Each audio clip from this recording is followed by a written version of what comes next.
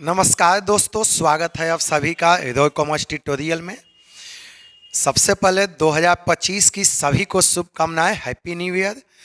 जितना भी ये स्टूडेंट क्लास 12th में सबका 90 प्लस है, यही मेरा शुभकामनाएं है सारे स्टूडेंट लोग को। और आपका भविष्य एकदम से उज्जवल हो ताकि फ्यूचर में कभी पीछे मुड़ के देखना ना पड़े। चलिए, अभी सेट 3 लेके आए हैं क्योंकि आपको पहले भी बताए थे इकोनॉमिक्स में बाबू टोटल 12 गो सेट है, जिसमें 2 सेट हमने पहले करा चुका है। ये अभी थर्ड सेट करा रहे हैं। फटाफट आप लोग देखिए, क्योंकि जैसे ही क्लास 12th का आपका एग्जाम होगा तो सीयूटी का एग्जाम होगा। किसका एग्जाम आपका होगा?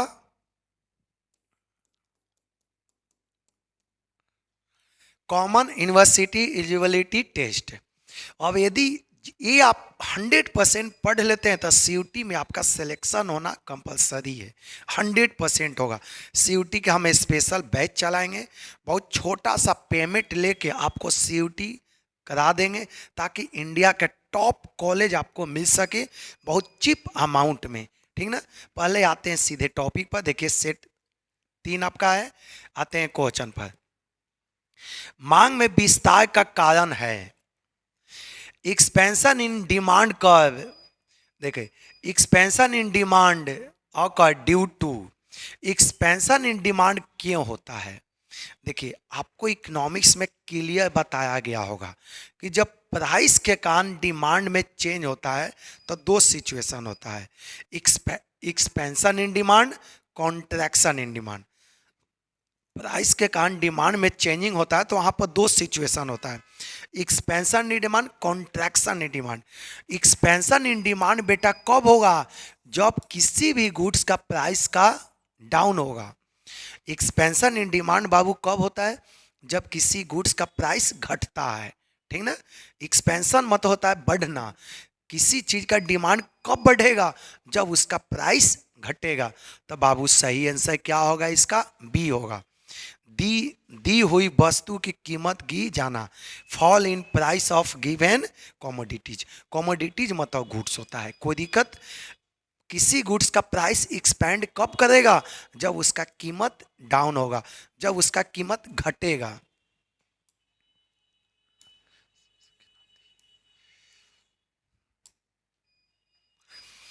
निम्न में स्थानापन्न वस्तुओं का उदाहरण है। In following the example of substitute goods is. बताइए, इसमें से कौन सा सब्स्टिट्यूट गुड्स का एग्जाम्पल है? चाय तथा चीनी, टी शुगर, जूते एवं जुराब, देखिए सू एंड सॉक, कलम एवं स्याही, पेन, ये सब के सब आपका कॉम्प्लीमेंट्री गुड्स है। लेकिन आपको सब्स्टिट्यूट गुड्स का एग्जाम्पल पूछा है तो क्या होगा? T and coffee. ये सब के सब नहीं होगा। आप लोग के बुक में आंसर गलत है। जो स्टूडेंट एसबीपीडी के बुक पढ़ रहे हैं वो याद रखना, मैक्सिमम आंसर गलत होता है। आप लोग बुक का क्वेश्चन पढ़ने से पहले फटाफट एक बार वीडियो जरूर देख लेना कि कहीं गलत तो नहीं है ना। नहीं तो जो आप माइंड में बैठा के चले हो ना, 50 में 50 इकोनॉमिक्स में कट जाएगा नंबर। यहाँ तो कटेगा ही, आपका सीयूटी में भी कटेगा। जो स्टूडेंट अभी से ही मन में बैठा है कि श्री राम कॉलेज जाना है, कृष्णा जाना है, कोलकाता के टॉप कॉलेज में जाना है, आपको एक एक शर्त पर आप जा सकते हैं जब अकाउंट इकोनॉमिक्स बीएसटी में आपका जबरदस्त परफॉर्म हो, जबरदस्त पकड़ हो, तभी आप जा सकते हैं। ठीक। तो सब्स्टिट्यूट गुड्स का कौन सा एग्जाम्पल है? T and coffee. क्योंकि सब्स्टिट्यूट गुड्स आप तो जान ही रहे हैं, वैसा गुड्स जो एक दूसरे के स्थान पर उपयोग होता है। Those goods which can be use in place of other goods. समझ में आ गया ना। चलिए आगे चलते हैं।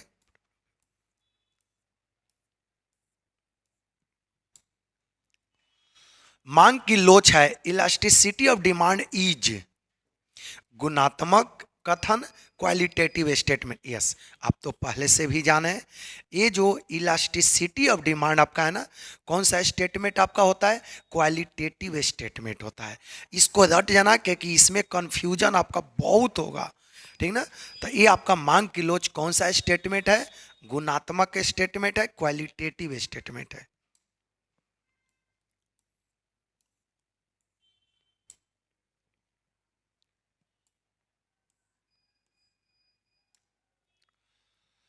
मांग की लोच को मापने की सूत्र निम्नलिखित में से कौन सा है? विच of the following is a formula for measuring elasticity of demand?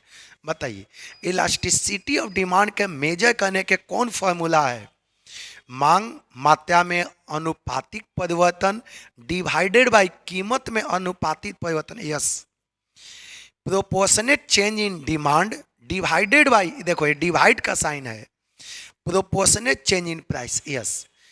Percentage change in quantity demand divided by percentage change in price, ये आपका फॉर्मूला होता है इलास्टिसिटी ऑफ डिमांड के मेजर करने का। तो बाबू सही आंसर क्या होगा? ए होगा।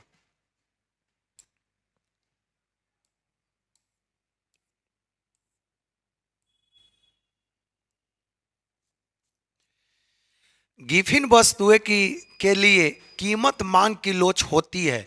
For Giffen goods price elasticity of demand is, Giffen वस्तु के लिए प्राइस इलास्टिसिटी ऑफ डिमांड क्या होता है? देखिए पहले तो मैं बता दूं, गिफिन गुड्स गिफिन गुड्स और प्राइस के बीच बाबू पॉजिटिव रिलेशन होता है। गिफिन गुड्स का प्राइस बढ़ेगा तो इसका डिमांड भी बढ़ेगा, तो इसीलिए इसका इलास्टिसिटी ऑफ डिमांड क्या होगा? पॉजिटिव होगा। क्यों? क्योंकि प्राइस बढ़ेगा तो इसका डिमांड भी बढ़ेगा।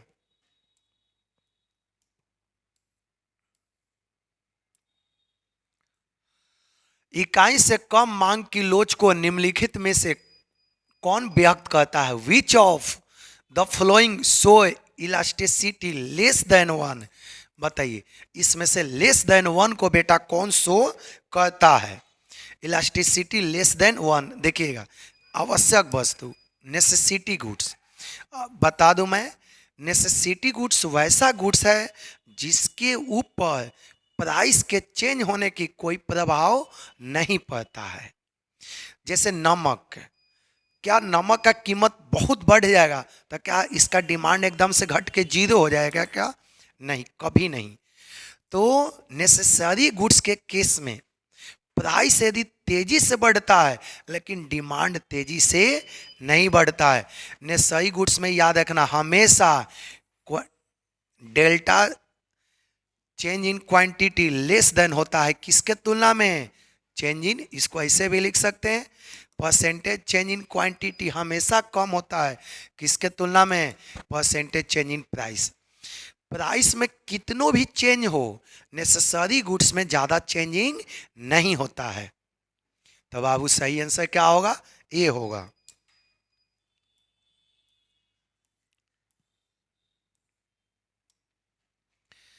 मांग की लोच का माप निम्नलिखित में किस विधि से किया जाता है? With which method the elasticity of demand is measure? बताइए, इसमें से इलास्टिसिटी ऑफ डिमांड किस मेथड के द्वारा मेजर किया जाता है?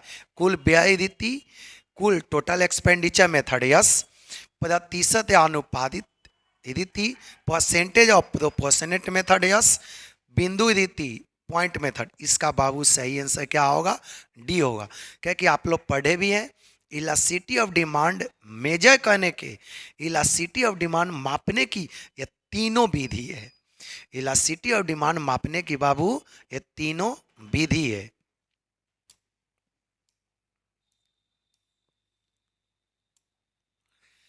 सापेक्ष लोचदार मांग को व्यक्त करता है। इलास्टिक डिमांड, देखिए इलास्टिक डिमांड बाबू कहते किसको हैं? ED greater than one. Elastic demand किसे कहा जाता है? ईडी ग्रेटर देन वन को कहा जाता है elastic demand. Elastic demand is shown by, बताइए इलास्टिक डिमांड को किस तरह से रिप्रेजेंट करते हैं बाबू? इसके द्वारा, percentage change in quantity demand greater than percentage change in price. अब इलास्टिक डिमांड मतलब एक से ज़्यादा कब होगा? जब क्वांटिटी चेंज ज़्यादा होगा, किसके तुलना में? प्राइस के तुलना में। परसेंटेज चेंज इन, याद रखना, percentage change in quantity demand ज़्यादा होगा, किसके तुलना में? Percentage change in price. बेटा सही आंसर क्या होगा? ए होगा।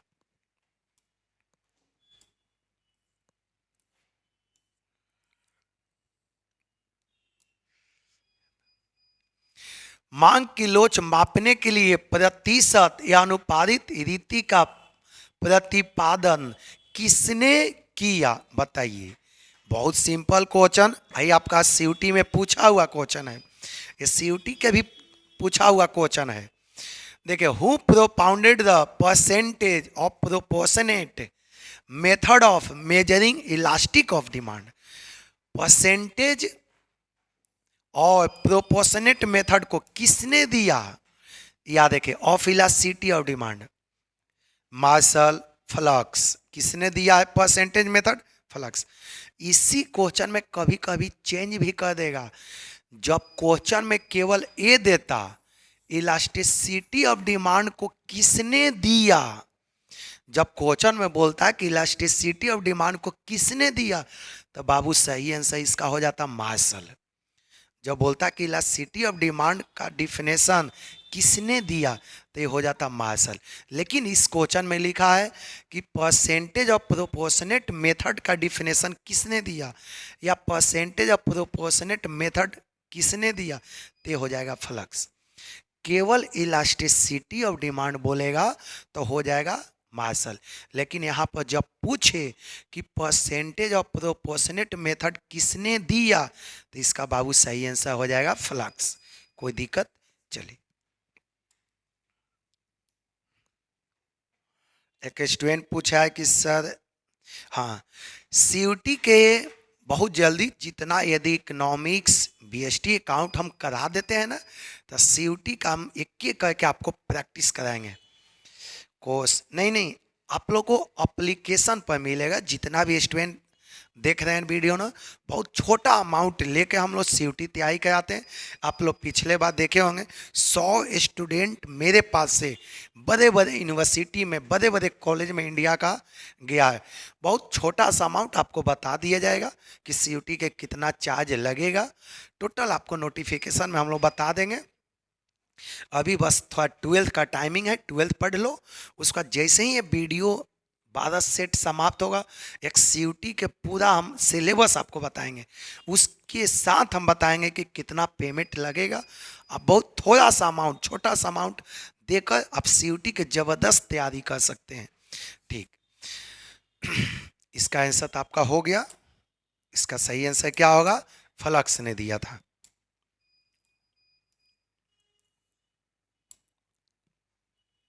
मांग की लोच को प्रभावित करने वाले घटक कौन से हैं? विच of the following factors affect elasticity of demand.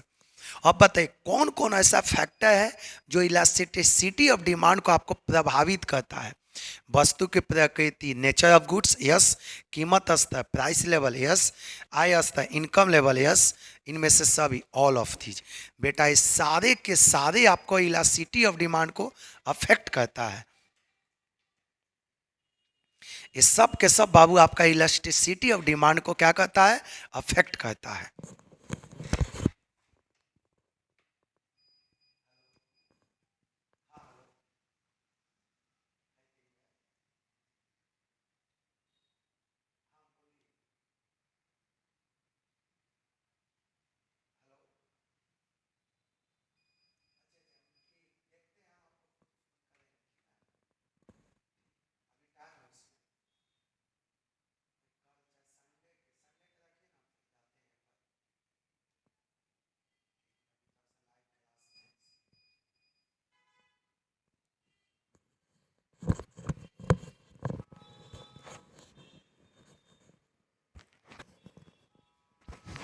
देखिएगा,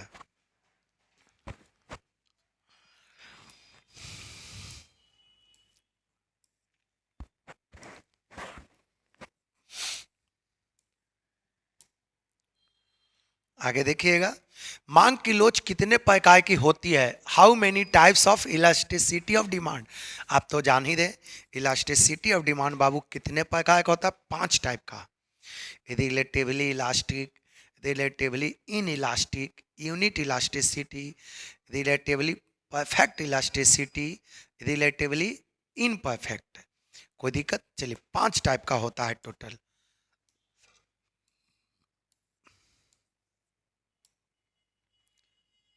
आवश्यक वस्तु की मांग की लोच होती है।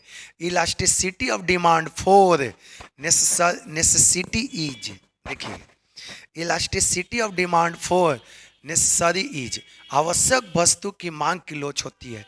Elasticity of demand for necessary goods is, बताइए नेसेसरी गुड्स का इलास्टिसिटी ऑफ डिमांड क्या होगा? हमेशा बेटा एक से कम होता है, इकाई से कम। क्यों? क्योंकि जिस स्पीड से इसका कीमत बढ़ता है उस स्पीड से इसका डिमांड नहीं बढ़ता है।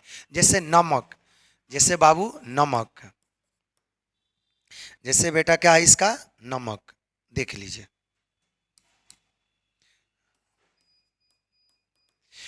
क्या नमक की कीमत बढ़ेगा तो क्या इंसान इसको खरीदना छोड़ देगा?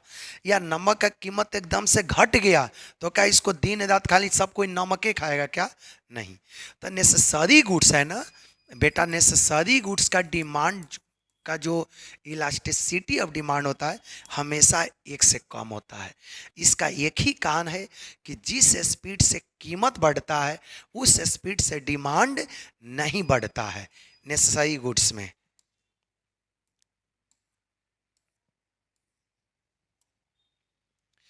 मांग की कीमत लोच से अभिप्राय है। Price elasticity of demand means, बताइए प्राइस इलास्टिसिटी ऑफ डिमांड का सिंपल मतलब क्या है? कीमत में परिवर्तन के कारण मांग में परिवर्तन, yes, change in demand due to change in price, yes, बहुत परफेक्ट। ये सारा क्वेश्चन पूछा हुआ आपका है, एक एक करके बाबू रटते चलिए, याद करते चलिए, बस थोड़ा सा देख लो, यही तो आपको मेन 50 में 50 देगा। यदि किसी वस्तु के मूल्य में 40% परिवर्तन के कारण मांग में 60% परिवर्तन हो तो मांग की लोच है। If the demand for goods change by 60%, यदि बाबू डिमांड फॉर गुड्स कितना परसेंट चेंज हो रहा है? 60%, due to 40% change in price, price में बेटा कितना चेंज हो रहा है? 40%। The elasticity of demand is, आपको पता है ना ईडी का क्या फॉर्मूला है, आप तो जान ही रहे हैं, percentage change in quantity demand divided by percentage change in price, यही फॉर्मूला है ना। अब देखिए -60% बेटा 40%, ये 0 0 कट गया, परसेंटेज हमने हटा दिया, कोई मतलब नहीं है, इसको 2 से काट दिए, 3 बाय में 2 से, बाबू कितना आ गया? -3 बाई इतना, इसको डिवाइड करोगे ना तो -1.5, इसका बेटा सही आंसर क्या होगा? ये होगा, ये माइनस साइन होता है, ठीक ना। चलिए ये तो आप लोग का हो गया ना, कैसे बना, किसी को डाउट नहीं है? चलिए आगे चलते हैं फटाफट।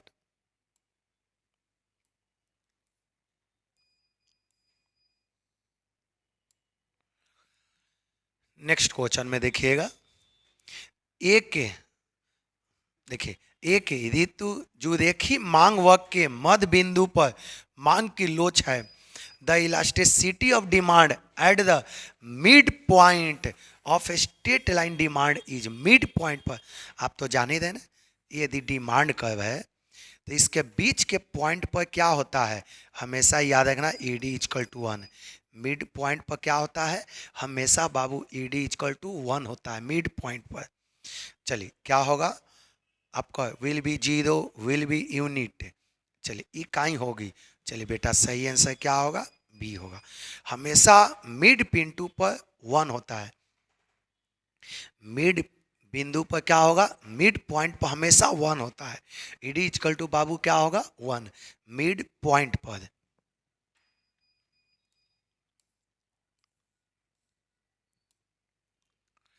विलासिता वस्तुओं की मांग है। For luxury goods the demand is, luxury goods के लिए बेटा सिंपली क्या डिमांड होता है? बेलोचदार होती है, इन इलास्टिक, देखिएगा इन इलास्टिक, लोचदार होती है, इलास्टिक, हाईली इलास्टिक, यस, अत्यंत लोचदार होती है। क्या होती है बेटा? अत्यंत लोचदार। क्योंकि देखिए क्यों ऐसा होता है, लग्जरी गुड्स कहते किसको हैं? वैसा goods those goods which increase the reputation and status of user। Luxury goods बाबू ऐसा गुड्स होता है जो यूज करने वाले का मान सम्मान को बढ़ा देता है। इसीलिए इसका जितना कीमत बढ़ता है ना, उसका बाबू डिमांड भी बढ़ता है। कीमत जिस रेट से बढ़ता है उससे कहीं ज्यादा रेट से इसका डिमांड बढ़ता है लग्जरी गुड्स का। ठीक ना। तो लग्जरी गुड्स का याद रखना, percentage change in quantity demand ज़्यादा होता है बाबू किसके तुलना में, percentage change in price. Price के तुलना में क्वांटिटी में ज़्यादा चेंजिंग होता है लग्जरी गुड्स में।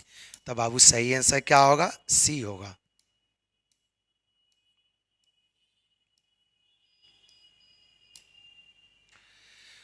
देखो अति पर वह यहाँ का मांग वक्र निम्न में से क्या दिखाता है, rectangular hyperbola demand curve show. ये क्वेश्चन को इंपॉर्टेंट बना लो, ये बहुत आपसे पूछा जाता है सीयूटी से लेके क्लास 12 तक। रेक्टेंगुलर हाइपरबोला आपको क्या दिखाता है, पूर्ण बेलोचदायमान परफेक्ट इन इलास्टिक, पूर्ण लोचदायमान परफेक्ट इन इलास्टिक, इकाई लोच unitary elastic demand. Yes, hyperbola बाबू हमेशा क्या दिखाता है, यूनिटरी इलास्टिक डिमांड। इसको रट जाना है, ये आप यही सब तो मेन क्वेश्चन आपको फंसा देगा एग्जाम में। एक वित्त मंत्री कैसी वस्तुओं पर कर की दर में वृद्धि कर सकती है जिसकी मांग की कीमत लोच होती है। ये फिनांस ये पूछा हुआ क्वेश्चन है आपका सारा, ये बोर्ड में भी पूछा हुआ है, सीयूटी में भी। सारा प्रीवियस ये का हम लोग क्वेश्चन आए हैं कि एक दो सीयूटी का भी क्वेश्चन डाल दिया जाए ताकि आपको पता चले। लेकिन ये आपका बोर्ड में भी क्वेश्चन पूछा हुआ है, बिहार बोर्ड का ये पूछा हुआ क्वेश्चन है। ठीक है ना, तो फटाफट पढ़ते रहिए, ये बिहार बोर्ड में पूछा हुआ क्वेश्चन है। ये फिनांस मिनिस्टर में increase the tax rate on those commodity for which the value of elasticity of demand is. हमेशा एक फिनांस मिनिस्टर उस गुड्स के कीमत में वृद्धि करेगा जिसका बाबू इलास्टिसिटी ऑफ डिमांड क्या होगा, एक से कम होगा। क्यों, एक से कम हमेशा वैसा गुड्स का डिमांड होता है जिसके कीमत में चेंजिंग होने से उसके डिमांड पर कोई ज़्यादा प्रभाव नहीं पड़ता है। ये आपको क्लास 12 में पूछा हुआ क्वेश्चन है, क्लास 12 में पूछा हुआ क्वेश्चन है।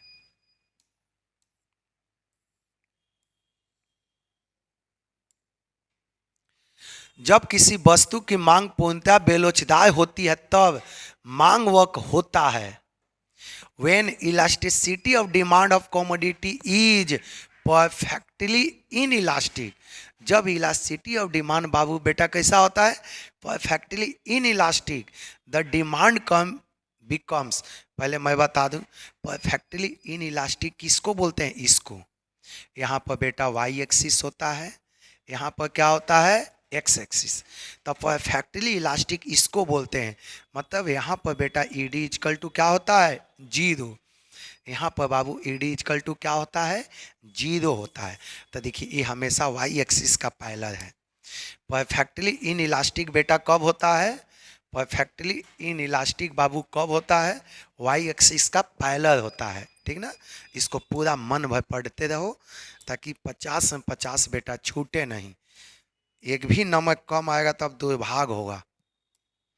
देखिएगा, यदि उपभोक्ता की आय वृद्धि से वस्तु एक्स की मांग कम हो जाती है तो एक्स वस्तु होगी। If the increase in income of consumer reduce the demand of commodity X, the commodity X will be, बताइए देखिए क्या लिखा है, if the increase the income, देखो इनकम बढ़ रहा है इसका डिमांड घट रहा है। तो हमेशा बाबू किस गुड्स में होता है, गिवन गुड्स में। गिवन गुड्स का, गिवन गुड्स के डिमांड और इनकम के बीच उल्टा रिलेशन होता है। इनकम बढ़ेगा तो गिवन गुड्स का डिमांड घटेगा, और इनकम घटेगा तो गिवन गुड्स का डिमांड बढ़ेगा। इसमें अपोजिट होता है। कोई दिक्कत, देख लो। तो बाबू सही आंसर क्या होगा, डी होगा।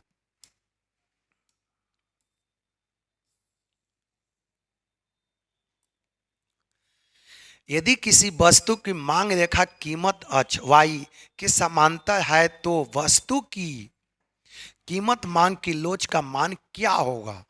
If the demand line of object is parallel to Y axis, किसके पैरेलल है बेटा? वाई एक्सिस का। यहाँ पर वाई एक्सिस होता है, वाई एक्सिस का पैरेलल है, तो what will be the value of price elasticity of demand? हमेशा जब वाई एक्सिस का पैरेलल होगा तब बेटा याद रखना ई डी इक्वल टू 0 होता है। वाई एक्सिस का पैरेलल होता है तो हमेशा ई डी इक्वल टू क्या होता है? 0 होता है। चलिए, एक कमेंट आ रहा है कि सर रेगुलर वीडियो दीजिए। हाँ, रेगुलर वीडियो आएगा, आप लोग को टेंशन लेने की कोई थोड़ा भी जरूरी आवश्यकता नहीं है। हाँ, 2-3 दिन हम लोग भी कहीं चल जाते हैं, एक दो काम से था इसलिए, कुछ गेस्ट लोग आ गए थे इसलिए रेगुलर वीडियो नहीं बना। लेकिन आपको टेंशन लेने की थोड़ा भी जरूरी नहीं है, जितना आपका बोर्ड लेके टेंशन उतना मुझे भी है, ठीक ना। अब रेगुलर वीडियो जाएगा फटाफट, बस खाली रेगुलर आप लोग देखते रहो, ठीक ना। चलिए, तो बाबू सही आंसर क्या होगा? डी होगा।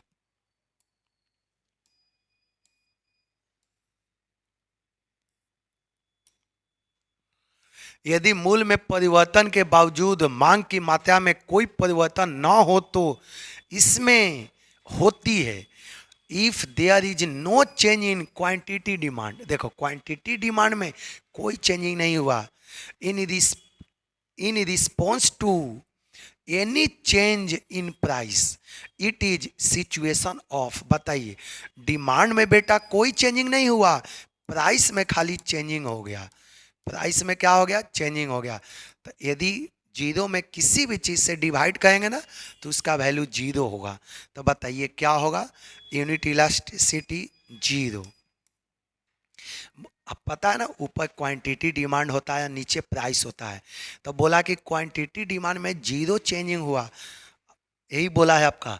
If there is no change in quantity demand in response to any change in price it is situation of, प्राइस में कोई चेंजिंग नहीं हो रहा है और डिमांड में कोई चेंजिंग नहीं हो रहा है, प्राइस में चेंज होने के कारण डिमांड में कोई चेंजिंग नहीं हो रहा है। तो कौन सा इलास्टिसिटी ऑफ डिमांड होगा बाबू? क्या होगा? शून्य होगा, 0 प्राइस इलास्टिसिटी।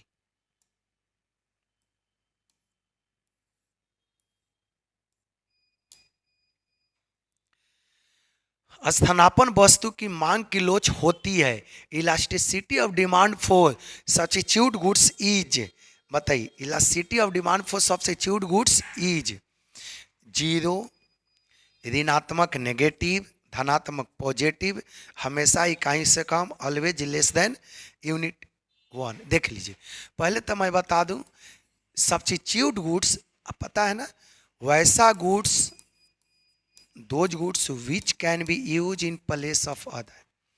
याद रखना, इस गुड्स का प्राइस यदि बढ़ता है तो इसका डिमांड भी बढ़ेगा, इसका प्राइस यदि घटेगा तो बाबू इसका डिमांड भी घटेगा। एक सब्स्टिट्यूट गुड्स का प्राइस और दूसरे सब्स्टिट्यूट गुड्स का डिमांड के बीच पॉजिटिव रिलेशन होता है। कैसा रिलेशन होता है? पॉजिटिव रिलेशन होता है। इसीलिए बेटा आंसर क्या होगा इसका? पॉजिटिव होगा।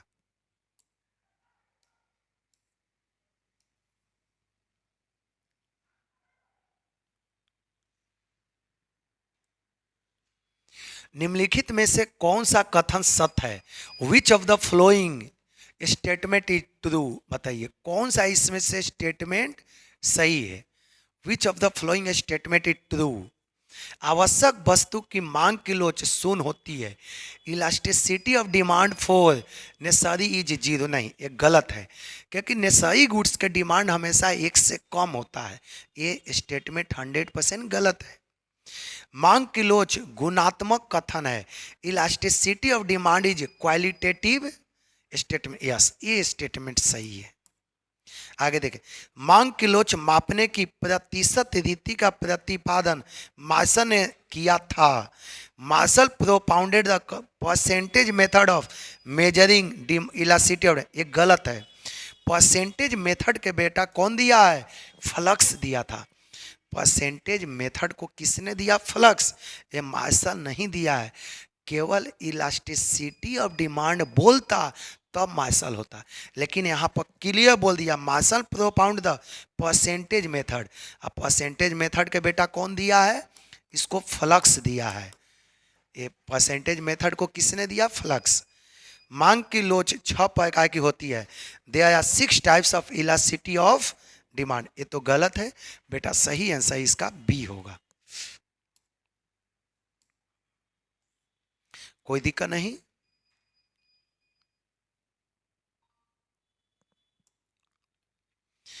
उत्पादन फलन में उत्पादन किसका फलन है, देखिए in production function, production is a function of, production हमेशा किसका फंक्शन होता है, उत्पत्ति के साधन, फैक्टर्स ऑफ प्रोडक्शन का होता है।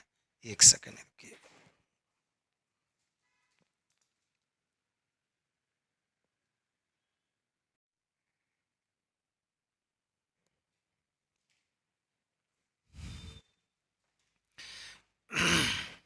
देखिएगा नेक्स्ट क्वेश्चन आपका है, उत्पत्ति ह्रास नियम के लागू होने का मुख्य कारण कौन सा है। बहुत इंपॉर्टेंट टॉपिक, देखिएगा।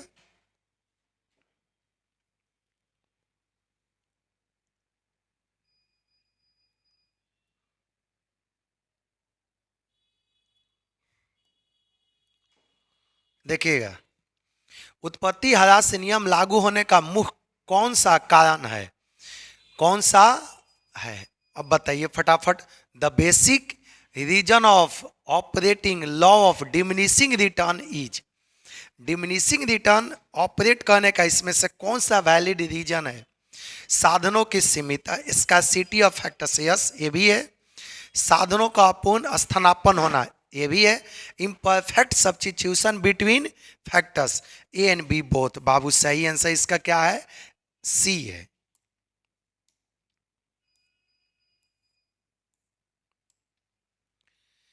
अल्पकालीन उत्पादन फलन की व्याख्या निम्नलिखित में किस नियम के द्वारा की जाती है।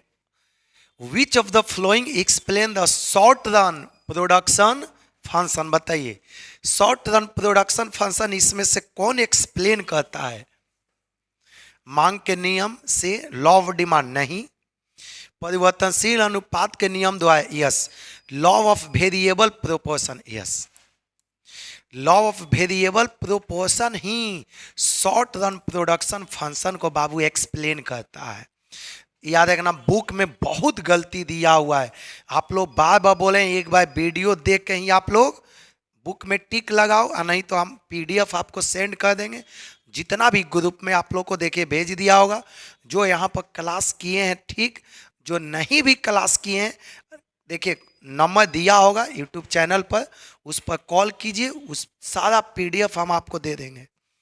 क्योंकि बुक में पढ़ोगे गलती बहुत सारा दिया हुआ है। हाँ एक कर सकते हैं, यदि आपके पास बुक है तो इससे देख के अपना टिक लगा लो, ठीक ना, या नहीं तो एक एक करके पढ़ लो, ताकि कहीं भी दिक्कत ना हो। 50 में 50 100% आएगा, बस थोड़ा सा प्रैक्टिस कीजिए।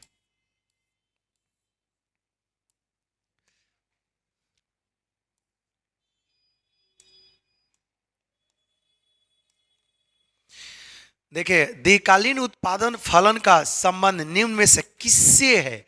Long run production function is related to, बताइए लॉन्ग रन प्रोडक्शन फंक्शन आपका किससे रिलेटेड है। मांग के नियम से, लॉ ऑफ डिमांड नहीं।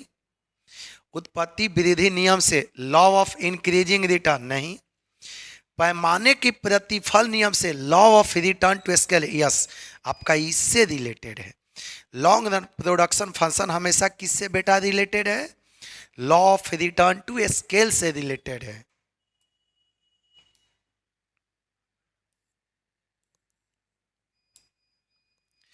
अल्पकालीन उत्पादन की दशा में एक विवेकशील उत्पादन किस अवस्था तक उत्पादन करना पसंद करेगा। In which stage of production a rational producer like to operate in short run production function. ये आपका बिहार बोर्ड में पूछा गया है। आपको बताएं कि शॉर्ट रन में 3 स्टेज होता है, स्टेज 1, स्टेज 2, स्टेज 3। जो यहाँ पर क्लास किए हैं उनको पर्टिकुलरली एक एक करके कॉपी में लिखवाया गया होगा। कि जितना भी एक विवेकशील प्रोड्यूसर होता है, एक बुद्धिमान प्रोड्यूसर होता है, बेटा हमेशा किस में काम करता है? सेकेंड स्टेज में। क्योंकि थर्ड स्टेज में आप जान ही रहे हैं कि मार्जिनल प्रोडक्ट माइनस में चल जाता है और टोटल प्रोडक्ट घटना शुरू कर देता है। और सेकेंड स्टेज ही ऐसा है ना जहां पर टीपी आपका क्या होता है बाबू? मैक्सिमम होता है। सेकेंड स्टेज में ही टीपी क्या होता है? मैक्सिमम होता है। इसीलिए एक विवेकशील जो प्रोड्यूसर होगा ना, एक रेशनल प्रोड्यूसर होगा। देखो यहाँ पर लिखा हुआ है रेशनल प्रोड्यूसर। रेशनल प्रोड्यूसर किसे कहेंगे? एक बुद्धिमान प्रोड्यूसर होगा, हमेशा किस पर काम करता है? सेकेंड स्टेज में काम करता है।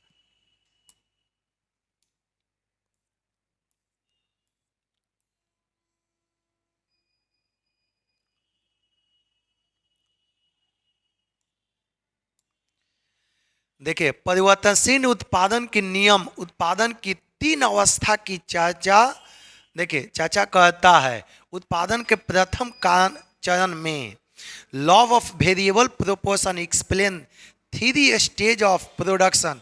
In first stage production is, पहला स्टेज में क्या होता है? सीमांत और औसत पर बढ़ते हैं, both marginal product average product rises. पहला स्टेज में दोनों बढ़ता है। आप जानते हैं ना कि फर्स्ट स्टेज में बाबू दोनों बढ़ता है। पहला स्टेज में दोनों बढ़ता है, ये मार्जिनल प्रोडक्ट भी बढ़ता है, एवरेज प्रोडक्ट भी बढ़ता है। तो बाबू सही आंसर क्या होगा? ए होगा।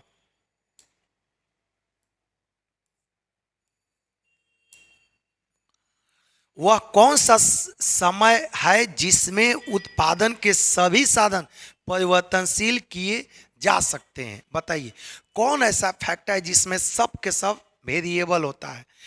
Eight which time all factors of production में चेंज।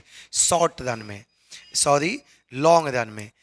लॉन्ग रन में आपके पास जितना भी फैक्टर्स ऑफ प्रोडक्शन है सब के सब चेंज हो सकता है। देख लो, at which time all factors of production में भी चेंज। किस समय सारे के सारे फैक्टर्स ऑफ प्रोडक्शन आपका चेंज हो सकता है? तो लॉन्ग रन में हम लोग सारे फैक्टर्स ऑफ प्रोडक्शन में चेंज कर सकते हैं।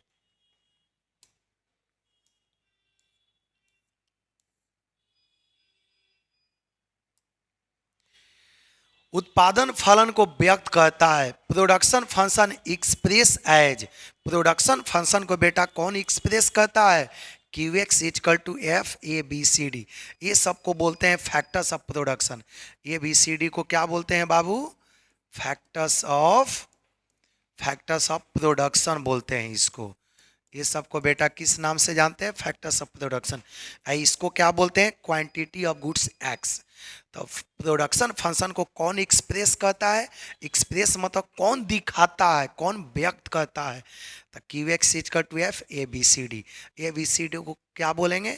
उत्पादन की साधन, फैक्टर्स ऑफ प्रोडक्शन कहा जाता है। कोई दिक्कत? ये सब पूरा एक एक करके बाबू पढ़ते चलिए, यही सब तो मेन आपको टॉपर कराएगा।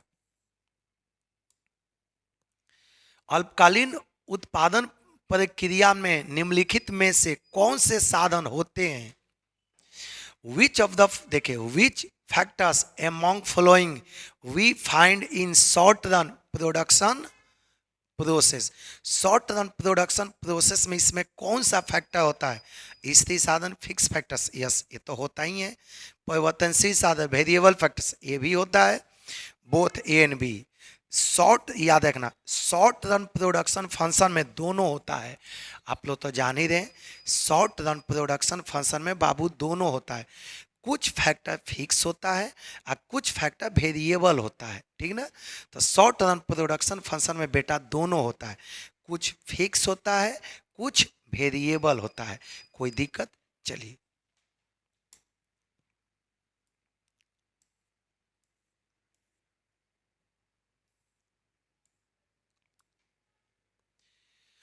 जो वक्त पहले बढ़ता है फिर स्थिर होकर घटना आरंभ करता है, वह कौन सा वक्त कहलाता है? एक कर्व विच राइज फर्स्ट। कौन सा कर्व है जो पहले बढ़ेगा? Start start declining after, that is called. मतलब कौन ऐसा वक्र है, कौन ऐसा कर्व है जो पहले बढ़ेगा, एक मैक्सिमम पॉइंट पर पहुंचने के बाद घटना शुरू कर देता है। तो इसमें से तीनों है। एपी भी बाबू पहले बढ़ता है, एपी भी याद रखना पहले बढ़ता है, अब बाद में मैक्सिमम पहुंचने के बाद घटना शुरू करता है। ठीक ना। अब देखिए एमपी मार्जिनल प्रोडक्ट भी याद रखना पहले बढ़ता है, अब बाद में घटना शुरू करता है। टोटल प्रोडक्ट भी यही होता है, टोटल प्रोडक्ट भी बाबू बढ़ता है, अब बाद में घटना शुरू करता था। तीनों के तीनों होगा, तीनों पहले बढ़ता है अब बाद में घटता है। तो बाबू इसका सही आंसर क्या होगा, डी होगा। इसका सही आंसर डी होगा, क्योंकि तीनों पहले बढ़ता है अब बाद में घटता है। उत्पादन के साधन है। What are factors of production, बताइए इसमें फैक्टर्स ऑफ प्रोडक्शन बेटा कौन कौन है। Land, labour, capital, all of this.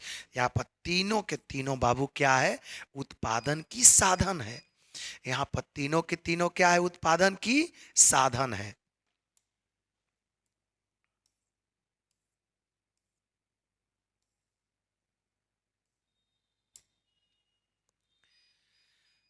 परिवर्तनशील अनुपातों का नियम संबंधित है। Law of variable proportion is related to, बताइए वेरिएबल प्रोपोर्शन आपका किससे रिलेटेड है। अल्पकालीन एवं दीर्घकालीन दोनों से, short run and long run नहीं, कभी नहीं। ये बाबू वेरिएबल प्रोपोर्शन हमेशा शॉर्ट रन से रिलेटेड होता है, लॉन्ग रन नहीं। अल्पकालीन से, शॉर्ट रन से, यस। वेरिएबल प्रोपोर्शन हमेशा बेटा किससे रिलेटेड होता है, शॉर्ट रन से।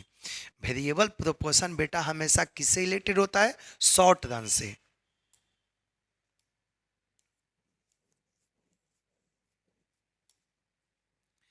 उत्पादन का सक्रिय साधन है। And active factor of production is, बताइए एक्टिव फैक्टर्स ऑफ प्रोडक्शन किसके कहा जाता है, लेबर को कहा जाता है। ठीक ना।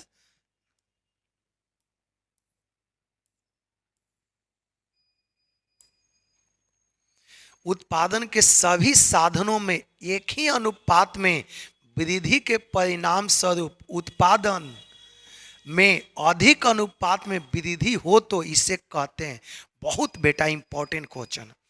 If all the factors of production increase, all the factors of production increase by same proportion and as a result output increase by greater proportion, then it is called, स्थिर पैमाने का कांस्टेंट रिटर्न टू स्केल नहीं, ह्रासमान पैमाने का प्रतिफल decreasing return to scale नहीं, विद्यमान पैमाने का प्रतिफल increasing return to scale yes.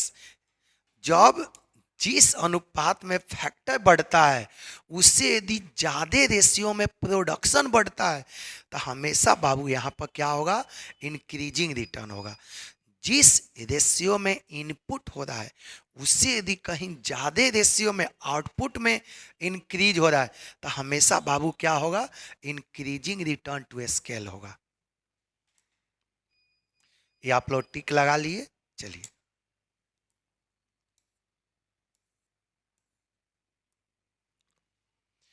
जब औसत उत्पाद अधिकतम होता है तब सीमांत उत्पाद, when the average product is maximum, जब बाबू एवरेज प्रोडक्ट आपका मैक्सिमम होता है, the marginal product is equal to AP, yes याद रखना। जब देखना when average product is maximum, जब एवरेज प्रोडक्ट मैक्सिमम होता है तब मार्जिनल प्रोडक्ट हमेशा एपी का इक्वल होता है।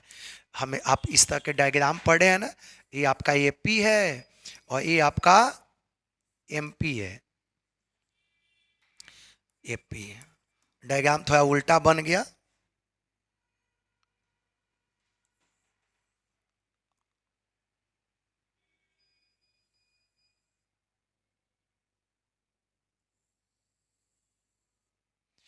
याद रखना यहाँ पर एपी का है, ये एमपी का है। ठीक, जहां पर आपको बोला when average product is maximum, एक सेकेंड,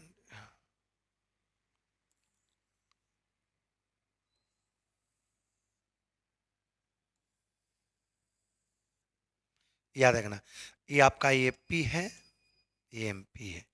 जहां पर बोला कि when average product is maximum, जहां पर एवरेज प्रोडक्ट बेटा मैक्सिमम होता है, द मार्जिनल प्रोडक्ट इज, जहां पर एवरेज प्रोडक्ट बेटा मैक्सिमम होता है, वहां पर मार्जिनल प्रोडक्ट एक दूसरे का इक्वल होता है। जहां पर एवरेज प्रोडक्ट मैक्सिमम होगा, वहां पर मार्जिनल प्रोडक्ट है एवरेज प्रोडक्ट आपस में बराबर होगा। कोई दिक्कत? तो बाबू सही आंसर इसका क्या होगा? ए होगा। बताते चलिए फटाफट।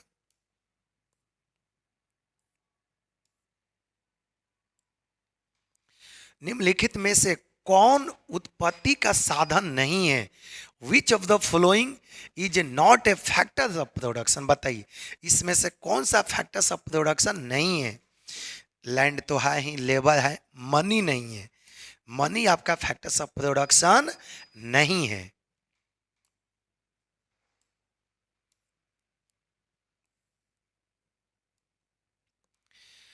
आगत आगत निगमन समतल पर औसत उत्पाद वक्र होगा।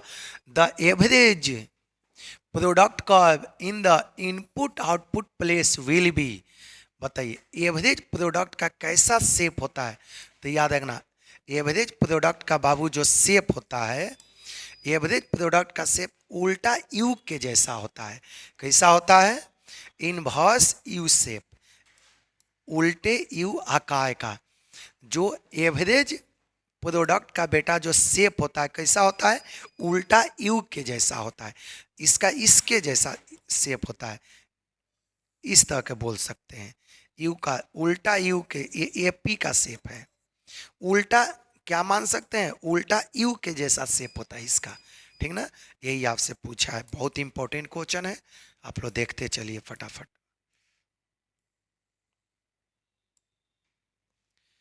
निम्न में कौन उत्पादन फलन को व्यक्त करता है? विच of the following is production function? बताइए प्रोडक्शन फंक्शन को इसमें से बेटा कौन आपका एक्सप्लेन करता है? फटाफट आप लोग बताइए प्रोडक्शन फंक्शन को इसमें से कौन एक्सप्लेन करता है? C equal to F Q, Q equal to A आपका कहता है। क्यू मतलब क्वांटिटी, एफ और सी मतलब factors of production.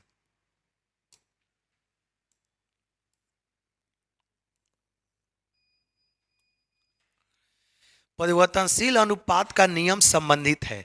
The law of variable proportion is related to. याद रखना, लॉ ऑफ वेरिएबल प्रोपोर्शन बेटा हमेशा किससे रिलेटेड होता है? शॉर्ट रन से। लॉ ऑफ वेरिएबल प्रोपोर्शन बेटा हमेशा किससे रिलेटेड होता है? शॉर्ट रन से रिलेटेड होता है।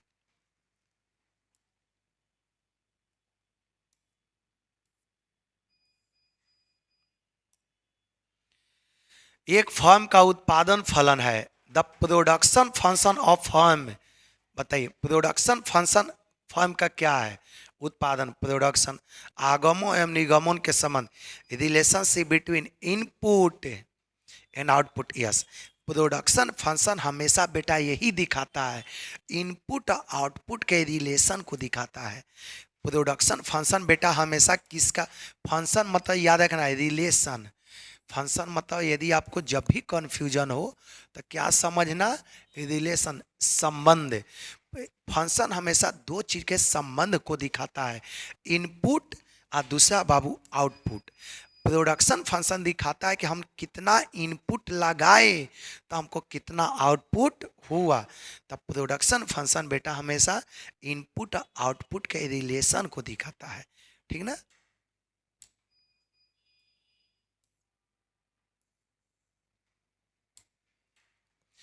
दो साधन श्रम और पूंजी के लिए उत्पादन फलन का स्वरूप होगा। For two instrument labour and capital what will be the form of production function? बताइए इसमें से जब दो गो वेरिएबल फंक्शन है, एक लेबर है, दूसरा कैपिटल है। तब प्रोडक्शन फंक्शन को किस तरह से रिप्रेजेंट करेंगे? तब बाबू इस तरह से रिप्रेजेंट, क्या कि क्यू का मतलब होता है क्वांटिटी, एफ का मतलब रिलेशन फंक्शन, एल के मतलब लेबर और के के मतलब कैपिटल। जब दो फंक्शन दिया है लेबर और कैपिटल, तो बेटा इसको इस तरह से रिप्रेजेंट किया जाएगा, ठीक ना। चलिए आगे चलते हैं, फटाफट टिक लगा लिए इसमें।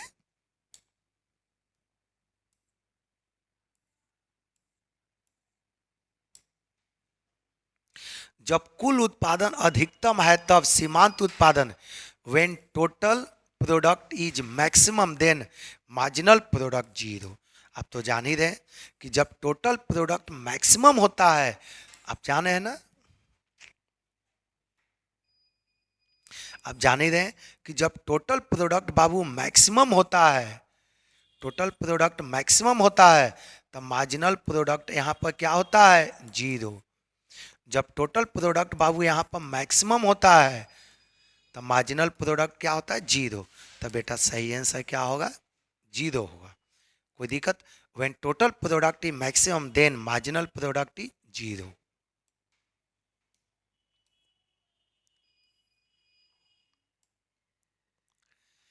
परिवर्तनशील अनुपातों के नियम के अनुसार एक विवेकशील उत्पादक उत्पादन के किस स्तर पर उत्पादन करना चाहता है?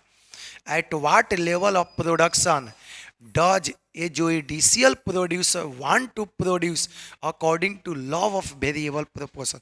ये पहले भी बता दिए हैं कि वेरिएबल प्रोपोर्शन के द्वारा हमेशा एक, याद रखना, जुडिशियस प्रोड्यूसर किसको बोलते हैं? रेशनल प्रोड्यूसर को, बुद्धिमान प्रोड्यूसर को। तो हमेशा एक बुद्धिमान प्रोड्यूसर बाबू होगा ना, हमेशा किस में काम करेगा? सेकेंड स्टेज में काम करेगा, क्योंकि सेकेंड स्टेज में टोटल प्रोडक्ट मैक्सिमम होता है। टोटल प्रोडक्ट बाबू क्या होता है? इसमें मैक्सिमम होता है।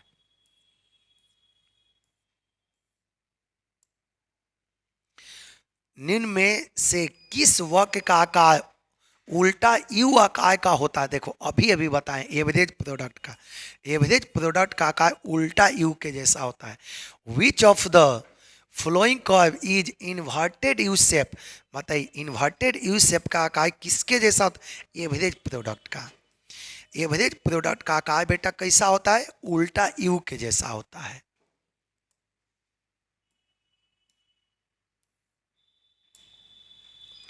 मौद्रिक लागत में निम्नलिखित में किसे सम्मिलित किया जाता है? विच of the following is included in money cost? बताइए इसमें से मनी कॉस्ट में किसको शामिल करेंगे? समान लाभ, नॉर्मल प्रॉफिट, यस।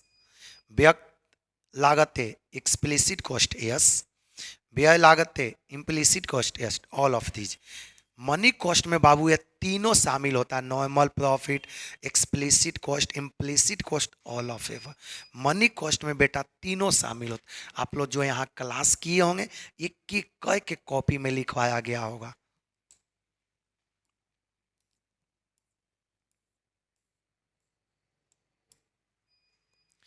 निम्नलिखित में कौन सी स्थिर लागत नहीं है? विच of the following is not fix cost? बताइए इसमें से कौन सा बाबू फिक्स कॉस्ट नहीं है? बीमे की प्रीमियम, इंश्योरेंस प्रीमियम, ये तो फिक्स कॉस्ट है। ब्याज, इंटरेस्ट, ये भी बाबू फिक्स कॉस्ट है। कच्चे माल की लागत, cost of raw material, yes, ये फिक्स कॉस्ट नहीं है बाबू, ये आपका वेरिएबल कॉस्ट है। आपसे पूछा है विच of the following is not fix cost, ये आपका cost of raw material fix cost नहीं है, ये बाबू आपका वेरिएबल कॉस्ट है। आगे देखिए, फैक्ट्री का किराया, रेंट ऑफ फैक्ट्री, यस, ये फिक्स कॉस्ट है, क्योंकि फैक्ट्री चले या फैक्ट्री नहीं चले आपको रेंट तो देना ही पड़ेगा, तो ये फिक्स कॉस्ट है, लेकिन ये आपका वेरिएबल कॉस्ट है। यही आपसे पूछा है कि कौन फिक्स कॉस्ट नहीं है, तो ये बेटा फिक्स कॉस्ट नहीं है। कोई दिक्कत? चलिए, ये आपका सेट 3 समाप्त हो गया। पहले भी बताएं कि टोटल 12 गो सेट जाएगा, जिसमें से 3 सेट आपका हो गया, कल 2 सेट जाएगा।